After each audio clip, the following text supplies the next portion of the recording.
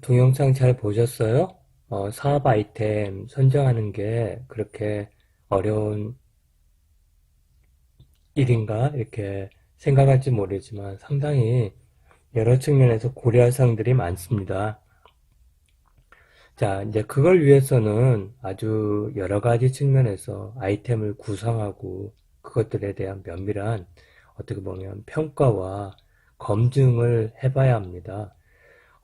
이제 창업 아이템에 있어서 이제 선정을 했어요. 명목 집단도에 의해서. 이제 이번에는 아이템을 구성하는 이제 여러 가지 방법들이 있는데 그 중에 여러분들에게 창업 아이템 정의서 한번 정의해 보는 거예요. 이제 아이템이 선정이 됐으면 이게 뭔지 정확하게 정의해 보고 두 번째로는 이제 이런 정의를 이제 구체적으로 한번 시각화해보는 작업을 하는 거예요. 이제 한번 소개를 할게요. 그러고 나서 이 아이템이 정말 타당한지 이거에 대한 어떤 평가를 해보는 거 이미 말씀을 드렸지만 짤막하게 다시 한번 이전 그 파워포인트 내용들을 토대로 해갖고 한번 제시를 할까 합니다. 자, 창업 아이템 정의서는요, 창업 아이템을 보다 명확하고 간단하고 구조적으로 표현하여 이해도와 타당도를 제고하기 위해서 작성하고요. 창업 아이템 세부 내용인 서비스, 이제 우리 학원 프로그램의 내용이나 기능이나 여러 가지의 어떤 수행 방법이나 이런 것들을 어떤 제시를 하는데 이렇게 세 부분으로 나눠집니다. 그래서 첫 번째는 뭐냐면 대상 고객이에요. 이 프로그램이 누구에게 적합한지 지금 평생 학원을 이제 여러분들 만들려고 하는 프로그램이 누구에게 적합한지 목표 고객을 선정해 보는 거예요. 뿐만 아니라 목표 고객의 적절한 페르소나. 예를 들면, 이 학원의 프로그램은, 예를 들면, 김태희가, 이 수업을 듣고 나서 이러이러한 일들을 하면서 집안을 많이 꾸몄더라 아니면 어떠한 일에 있어서 일을 수월하게 했더라 해서 김태희를 모델로 하든지 아니면 실제로 김태희가 그런 것들에 대한 경험이 있는 그런 사례를 가지고 이렇게 하게 되면 김태희처럼 될 수 있어 라고 하는 페르소나를 제시합니다. 그 다음에 기능, 기술, 프로그램, 서비스. 일반적으로 지금 제가 말씀을 드리는 거예요. 그런데 학원에서 얘기할 때는 학원을 적용할 때는 주로 뭐가 되냐면 학원 프로그램이 됩니다. 학원 프로그램에 해당되는 차별화 내용이에요. 어떻게 보면 이 학원은 어떤 점에서 경쟁사에 비해 다른 프로그램을 제공하고 되고 여러분들이 이 학원에 오게 되면 이러이러한 측면에서 보다 나은 혜택과 함께 어떤 차별화된 프로그램을 제공받을 수 있다. 그리고 우리는 이러이러한 측면에서 고객을 관리할 것이고 또 어떠한 면에서 자격증을 어떤 방면에서 취득하도록 할 것이고 취업도 지원할 것이고 그렇다라는 어떤 차별화 내용이 여기에 제시가 됩니다. 그 다음에 여기에는 뭐냐면 학원 프로그램을 구체적으로 프로그램이나 운영 또 강사 이런 것들에 대한 설명을 여기다가 해주시면 됩니다. 다시 한번 여기는 그 고객의 주 타겟이 누구인지 페르소나를 제공하면 더 좋고요. 그 다음에 여기는 프로그램에 있어서 차별화된 여러 가지의 특징들을 여기다 적는다. 여기는 뭐냐면 구체적인 프로그램 개요, 그리고 어떻게 운영되는지, 강사는 누군지, 이런 등, 입지는 어떤지, 이런 것들을 여기다가 간략하게 적는다. 아시겠죠?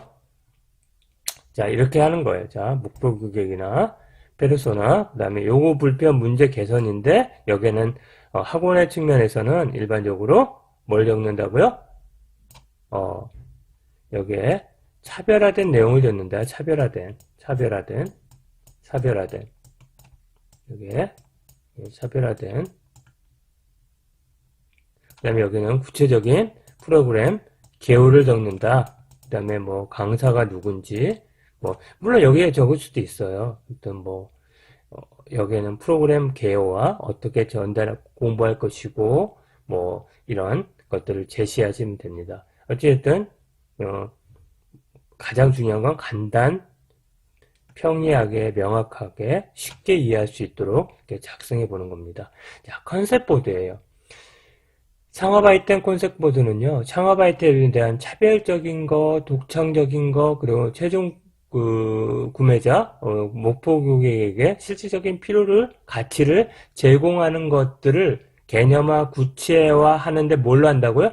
시각적으로 한단 말이죠. 비주얼라이즈드 된 보드를 제시해준다. 그래서 서비스 프로그램의 두드러진 특징이나 차별적인 우위성, 고객에게 제공되는 그런 가치나 어떤 혜택을 제시한다. 비주얼 아트다 말이에요. 다른 얘기를 하면 시각적 몰입과 서비스 구매를 의사결 결정을 하는데 도움이 되는 거. 우리의 전단지로 생각하면 돼요.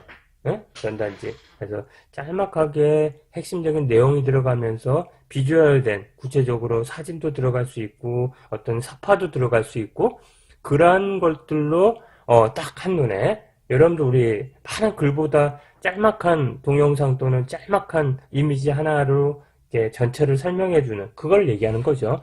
창업 아이템이 발굴된 이후에는 사업 현실화 가능성을 위해 고객 요구 적합성이나 독특한 가치를 점검해 볼 수 있는 시간을 갖기 위해서 컨셉트 보드를 만든다. 고객 요구 조건은 고객의 요구 조건은 뭘지, 충족할 효용 가치 또는 고객이 만족할 것들은 뭐지? 그 다음에 목표 시장은 활성화되어 있나? 뭐 이런 것들이 고객 요구 적합성에 해당되는 그런 점검 내용들이고, 독특한 가치는 내가 어필할 포인트는 뭐야? 우리 학원에서 제공하는 차별화된 프로그램이 뭐지? 정말 이런 것들이 어떤 지금 시장의 트렌드나 지금 동향 속에서, 혁신적인 아이디어나 어떤 면은 사람들이 끌릴 수 있는,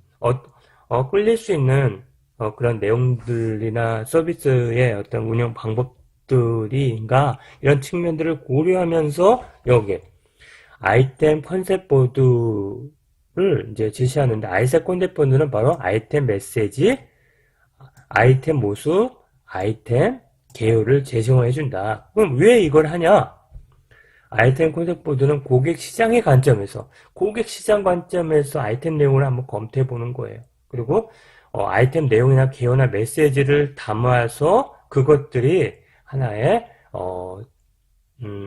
일반적으로 제공된 프로그램을 명확하게 고객에게 제시할 뿐만 아니라 한 방면에서는 그걸 작성하다가 우리 스스로도 객관적으로 점검해 볼 수 있는 그러한 기준들이 될 수 있다라고 생각하죠.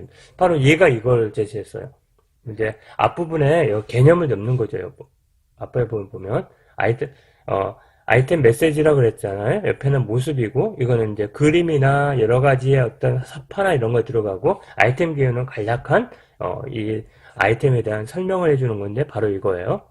자, 이게 메시지가 들어간 거죠? 붙이면 사고 떼면 죽는다. 그래서, 뭐예요? 이게? LED 발광 패드야. 그래서, 이런 것들의 그림을 그려서, 어떻게 해요? 사파를 그리든지 그림을 제시하면서, 아니면 이미지를 제공하면서 구체적으로 이 탈착력 LED 발광 패드가 뭔지를 설명해 주는 거고. 그래서 여기 이제 구체적으로 뭐 옷가방, 모자 등에 오나 부착할 수 있다, 뭐 안전사고 예방할 수 있다, 명찰 역할도 할 수 있다 이런 것들에 대한 뭐예요? 간략한 개요를 적는 거죠. 이렇게. 자, 이건 실제적으로 지난 학기에 했던 학생들의 한 조의 컨셉 보드예요. 자. 현실이나 가상의 안전조심. 그래서 이렇게 지금 가상 세계에 있어서 또 여러 가지 현실 세계에 있어서 실제적인 안전관리에 대한 이런 부분이다 이렇게 그려보면서 가상현실 증강현실 활동을 통해서 안전사고 예방 교육을 하는 프로그램을 만들어서 제공하겠다는 거거든요. 그래서 온활한 체험활동이 가능하고 미래 직업에 대한 선행도 준비되면서 뭐 이렇게 한다 얘기예요. 자, 마지막으로 아이템 평가와 검증. 자, 아이템이 성공할 건가 실패할 것인가? 아이템의 성공적인 조건은 뭔가? 이런 것들은 우리가 한번 생각해 봐야 돼요. 그 다음에 아이템 개발을 위해 창업자 자신의 적성은 맞는지, 개발 가능한 인력이나 확보는 가능한지, 시장 수요의 확보는 되었는지, 이런 점검을 해봐야 되죠. 먼저 우리가 생각은 이 지금 하려고 하는 게 유망한 아이템인지, 다른 얘기로 하면 수요가 크고 지속적인 아이템인지, 유행 아이템, 일시적인 유행만 타고 끝나는 건지, 또 사회, 정치, 문화, 기후에 따라서 수요가 민감한지, 어떤 아이템인지를 검토를 해봐야 될 거고요. 또 하나는 여기에요. 내 아이템을 평가할 사람들은 누구냐? 창업자 자신은 다 좋아해. 그러나 고객의 관점에서 봐야 된다. 시장의 관점에서 봐야 된다. 이게 여러분에 말씀드리고 싶고, 이제 오마엔 게니치라는 일본의 아주 대표적인 어떤 비즈니스 경영학자가 있는데, 기업의 성공 요건을 이렇게 얘기했습니다. 자신이 가장 잘하는 분야에서 경영하라. 경쟁이 심하지 않은 곳에서 경영하라. 고객이 많은 곳에서 경영하라. 다른 얘기로 하면 레드오션, 경쟁이 심한 그러한 시장에서는 접근을 하지 마라. 처음 창업할 때 어떻게? 블루오션에 있으면서 지금 경쟁이 심하지 않고 어떻게 보면 프론티어, 퍼스트 무버나 어떤 퍼스트 쟤를 이렇게 팔로우하는 그런 입장이 돼야 된다는데, 그거의 부분이 뭐냐면 여러분들 이제 노인 시장이고 4차 산업혁명과 관련된 부분이고 뭐 이런 거 들 수 있을 것 같아요.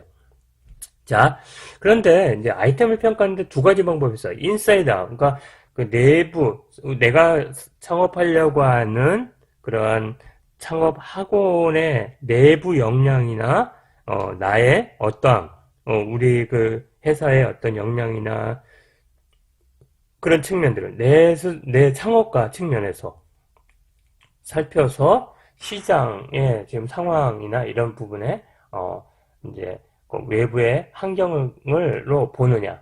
또 하나는 뭐냐면 환경의 시장이나 그런 조건들을 먼저 살펴보고 지금 창업자나 창업하려고 하는 학원의 역량을 관점으로 이렇게 보느냐에 따라서 인사이드 아웃, 창업자의 적성과 아이템의 개발에 자원 확보가 가능한 곳에서 창업을 해야 된다.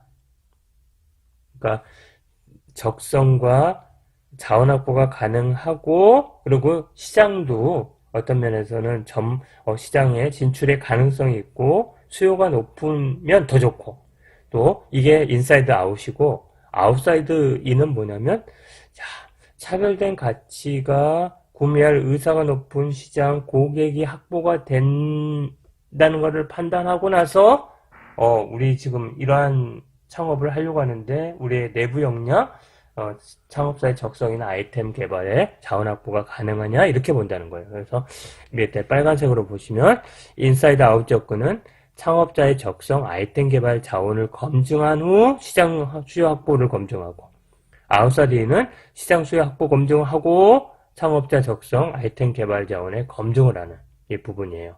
자, 다시 아웃사이드 인 접근은 시장의 고객을 많이 만나지 않고도 하는 방법이고, 창업자 자신과 고객이 될 수 있는 주변 사람들, 시장 고객 관점에서 아이템을 평가해보고 나서 창업자의 어떤 측면들을 접근해보는 거. 인사이드 아웃 접근은 창업자의 적성과 개발 자원의 활용 가능성을 보고 창업기업의 내부 관점에서 평가를 해보고, 그 다음에 어떤 면에서 성장 가능성 또는 시장의 어떤 경향을 보는. 그래서 이 두 부분이 다 한번 동시에 다 해봐야 될 부분이에요. 이렇게 이거부터 하고 뭐 이걸 하든지 이게 다 보완이 돼야 된다, 이렇게 보시면 되겠어요. 그래서 아웃사이드 인 접근은 구매 효용성, 전략적 가격 측정, 목표 비용 설정, 도입 장애 극복, 이런 부분들을 고려해 보는 것이고, 인사이드 아웃은 창업자 적합성, 그러니까 적성에 맞아야 되잖아요. 능력이 맞아야 되고, 그 다음에 아이템의 참신성, 자원의 확보 가능성, 그 다음에 성장 가능성으로 보게 되는 거고, 그래서 이렇게 여러분들 이러한 평가표를 한번 만들어 보는 겁니다. 이렇게 시장 고객 관점의 아이템 검증 평가, 이게 바로 아웃사이드 인이죠. 그 다음에 창업자 개발 자원 관점의 아이템 검증. 이렇게 창업자 적합성, 아이템의 참신성, 자원의 확보 가능성, 사업에서 이렇게 여러분들이 작성한 거 가지고 이렇게 평가표를 만들어 보고 옆에 평가 근거를 한번 제시해 보는 거예요.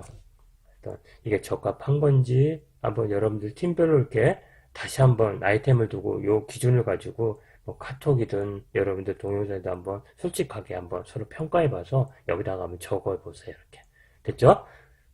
수고하셨습니다.